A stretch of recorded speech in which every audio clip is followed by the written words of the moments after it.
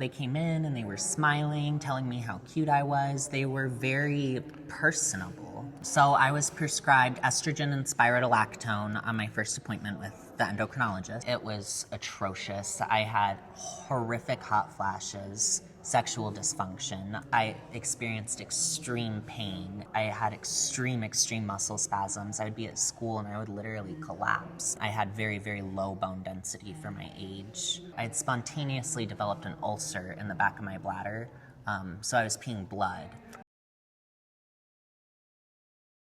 Okay guys, I'm here at the Genspect Conference with Jonni. Now Jonni's a survivor of childhood transition. So Jonni, would you like to tell us your story? Yeah, I'll give you a brief overview of my story. As I was 8 years in this, from 13 to 21, so it's quite a long time. But it all started when I was, I would say, between 11 and 12, and you know, I came from a very religious background, very small town. I was a very effeminate kid. I had a draw to other boys from a younger age. So I sort of had this idea that I might grow up to be gay, and I recognized that to be such a sinful thing. I experienced extensive homophobic bullying in my environment as well. My older brother was very notorious for that, as were the older men in my family.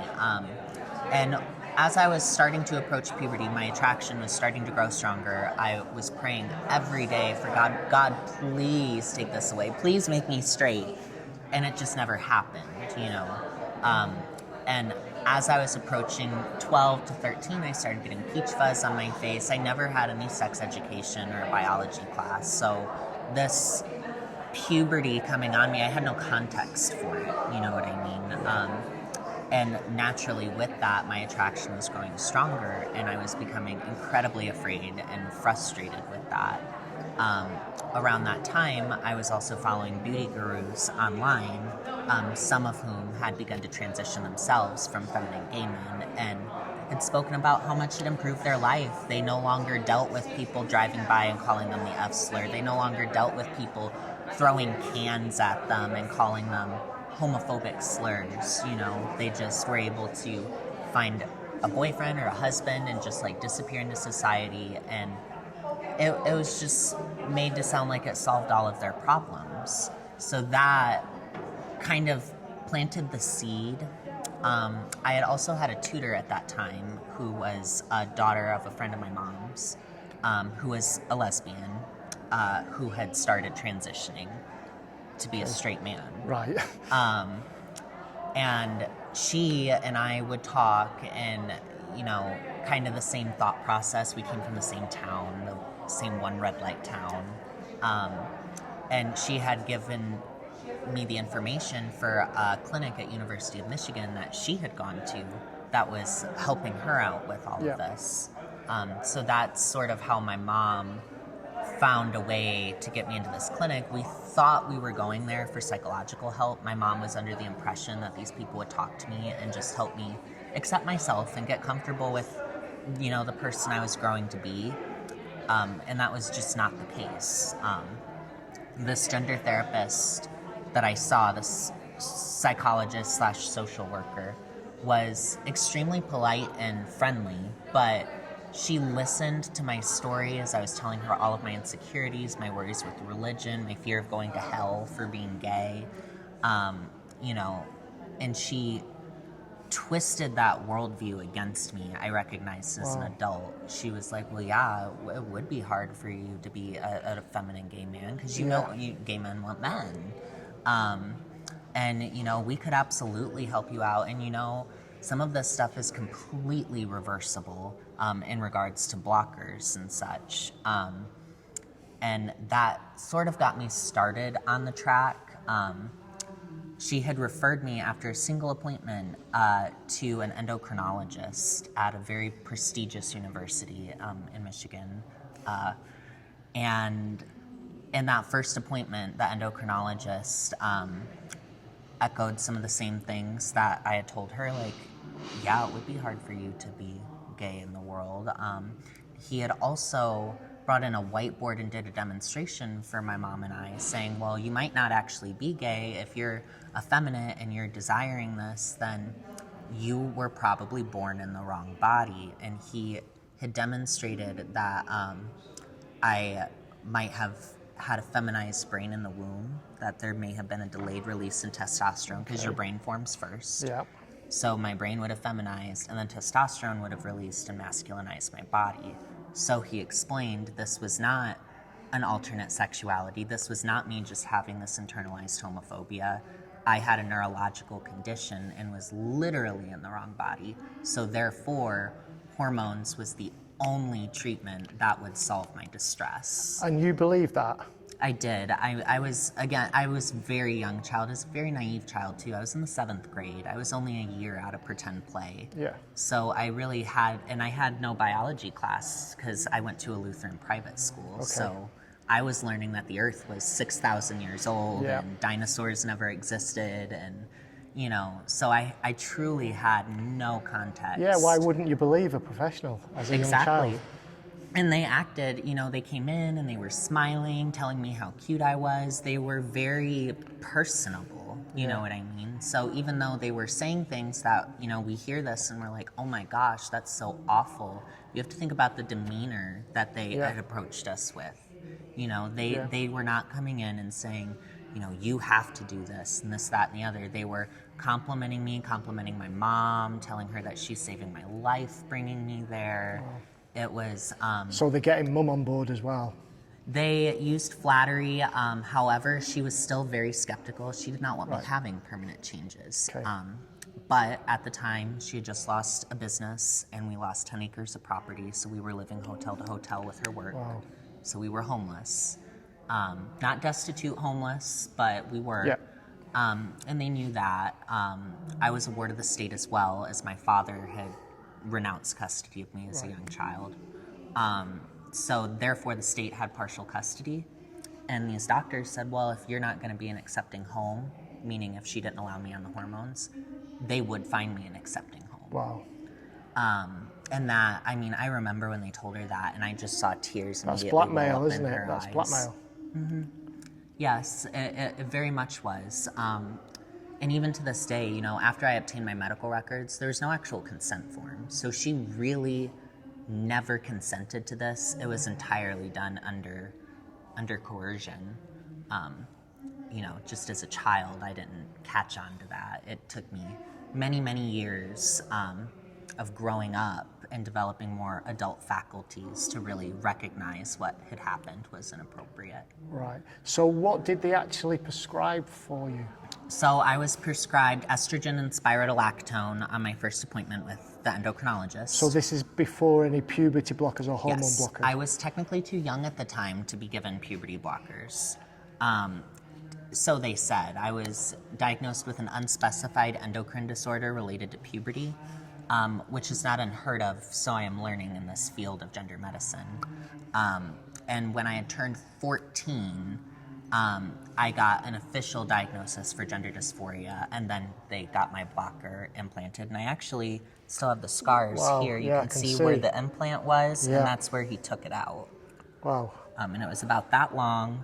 It was a medication I was on a medication called historelin acetate. It's another variety of puberty blocker. I hear people throw around Lupron a lot, but there's actually many different kinds of puberty blocker. Yeah. It's not all explicitly Lupron. So what effect did these have on your body? Oh my gosh, so many. It was atrocious. I had horrific hot flashes, sexual dysfunction.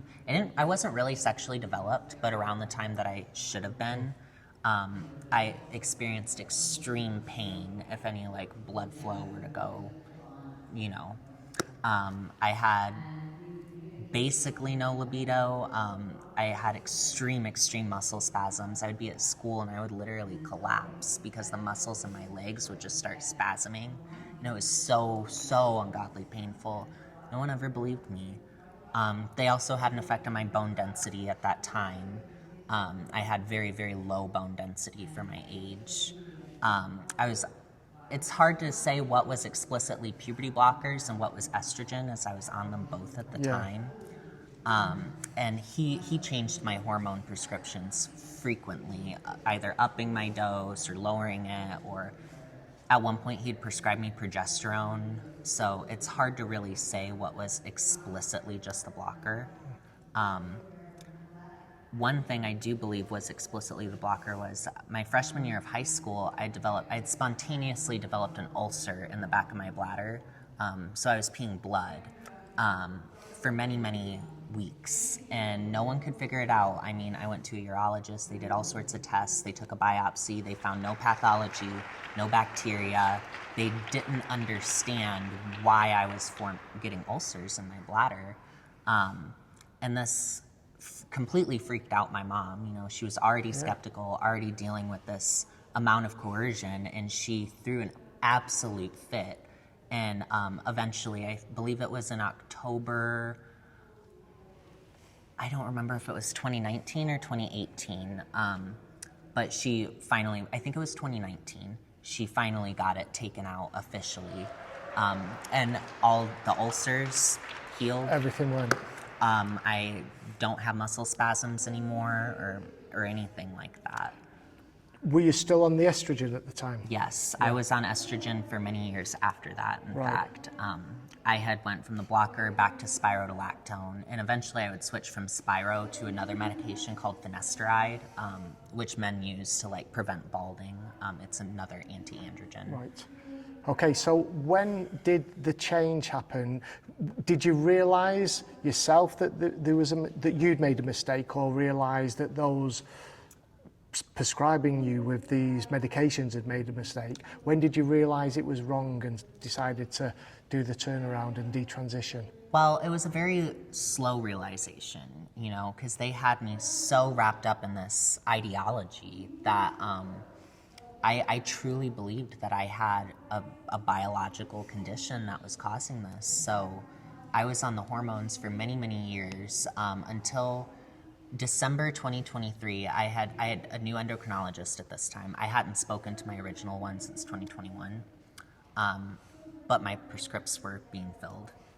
And in 2022, I had found another endocrinologist, so I had a couple month period where I still had prescriptions coming in. My mom found me another endocrinologist to go see.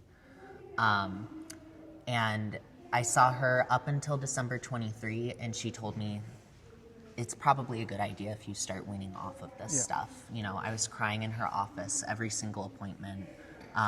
She started asking me questions about, you know, my original caretaker or my original doctor, and she was just so confused as to why I was so depressed and so distressed if this was life-saving care. And she told me, you need to wean yourself off of these and take a break for a little while and just see how you feel. So I started doing that. I would say in January 2024, I had officially stopped everything. And it was a few months of me just struggling with intense depression. I had horrific hot flashes and night sweats because I was on estrogen for my entire puberty. So I was essentially going through what is similar to menopause. It's not menopause, but similar. Horrific fatigue, sluggishness. And it was in March of 2024 when the WPATH files dropped. And I had found those through Stella, and it completely blew me away. It made my whole world collapse, you know, and it completely shut the doors to any possibility that anything I was told was true. I was like, oh my gosh, these people lied to me on literally every aspect of that care for years. And after that, that's when I started to, I guess, detransition officially. Still don't necessarily identify myself as a detransitioner. Okay. I feel more like I'm a survivor of extreme medical child abuse. Absolutely. And which I guess makes me fall into a detransitioner, but I'm to a point where I don't want to build an identity around that. Yeah, I'm course. just a survivor who happens to be here, and I want justice, you know, and so that's what I'm doing. Yeah. Well, thank you for telling us your story, Jonni. The UK audience, if they want to, you know, find you online, do you have an online presence? So I do not, because unfortunately, as I have begun speaking out, I had a significant wave of hateful people Right. reaching out to me. So I have privated the majority of my social media. If anyone does want to find me or contact me, they can either reach out to Genspect directly, and they can send them my email or my cell phone. Okay, right, that's brilliant. Well, thank you so much for telling me your story. Of course. Thank you. Thank you so much. Brilliant.